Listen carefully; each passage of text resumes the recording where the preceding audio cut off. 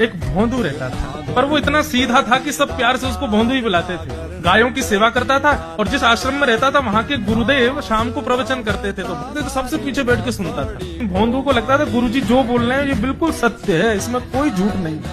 एक दिन गुरुजी प्रवचन करते हुए बोले, यमुना के पल्ली पार भांडीर वन में ठाकुर जी गैया चराने आए। भांडीर वन का नाम सुनते भोंदू कान खड़े हो गए। भांडीर वन तो मैं जाता हूँ गैया लेके, मुझे तो कभी मिले नहीं वहां पर। अरे मुंह में ही कमी होगी, मुंह में ही सामर्थ्य नहीं होगी उनको देखवे कि मैं ही नहीं देख पाए होंगे, वो तो आते होंगे वहां पे, मुझे ना दिखे होंगे। भोंदू ने पहली बार जिज्ञासा करी, गुरुदेव ठाकुर जी दिखते कैसे हैं?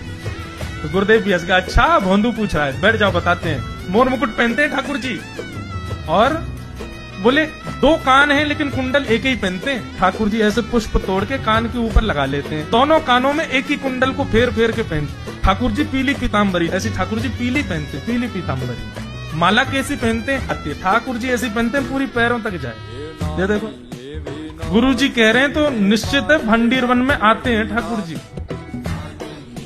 भोंदू अपनी गैया लेकर के भंडीर वन पहुंच गया।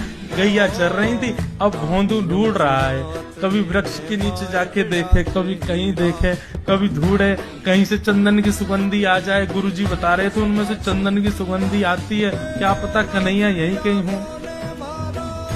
इतने भाव से, इतने प्रेम से और इतने भोलेपन से ढूंढने लगा ठाकुर जी को, और ठाकुर जी नहीं मिलते ना तो अपने आप को ही कोसता, मुंह में योग्यता ना होगी, यही मारे ना मिल रहे, ठाकुर जी तो यही है।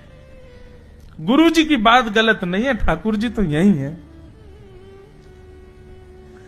उसके उस सहज भाव पर, उसके उस सरल भोंदूपने पर ठाकुर जी रीझ गए।